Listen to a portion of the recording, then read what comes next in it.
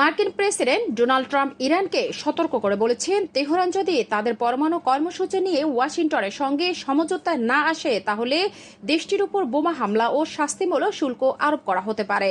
রোববার এনবিসি নিউজকে দেওয়া এক টেলিফোন সাক্ষাৎকারে ট্রাম্প জানান, যুক্তরাষ্ট্র ও ইরানের কর্মকর্তাদের মধ্যে এ নিয়ে আলোচনা চলছে, তবে এ বিষয়ে তিনি বিস্তারিত কিছু জানাননি।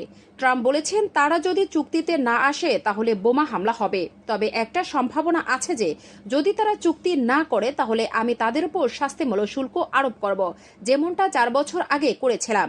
এর আগে প্রেসিডেন্ট থাকাকালীন 2018 সালে ট্রাম্প যুক্তরাষ্ট্রকে ইরানের সঙ্গে 2015 সালের পরমাণু চুক্তি থেকে প্রত্যাহার করে নেন। ওই চুক্তির আওতায় ইরান তার পরমাণু কর্মসূচি সীমিত করার বিনিময়ে নিষেধাজ্ঞা থেকে মুক্তি পেয়েছিল, কিন্তু যুক্তরাষ্ট্র চুক্তি বাতিল করার পর ইরানের বিরুদ্ধে নতুন করে কঠোর নিষেধাজ্ঞা দেয়, ফলে দেশটির ইউরেনিয়াম সমৃদ্ধ করার কার্যক্রম আরও বাড়ায়। তেহরান এখন পর্যন্ত কোনো সমঝোতায় রাজি হয়নি। ইরানের পররাষ্ট্র উপমন্ত্রী আব্বাস আরাকচি জানিয়েছেন, প্রেসিডেন্ট ট্রাম্পের পাঠানো এক চিঠির জবাবে দেওয়া হয়েছে, যা ওমানের মাধ্যমে পাঠানো হয়েছিল। চিঠিতে ট্রাম্প নতুন একটি পরমাণু চুক্তিতে পৌঁছানোর আহ্বান জানিয়েছেন। পশ্চিমা দেশগুলো ইরানকে পারমাণবিক অস্ত্র তৈরির গোপনের পরিকল্পনার অভিযোগের অভিযুক্ত করেছে।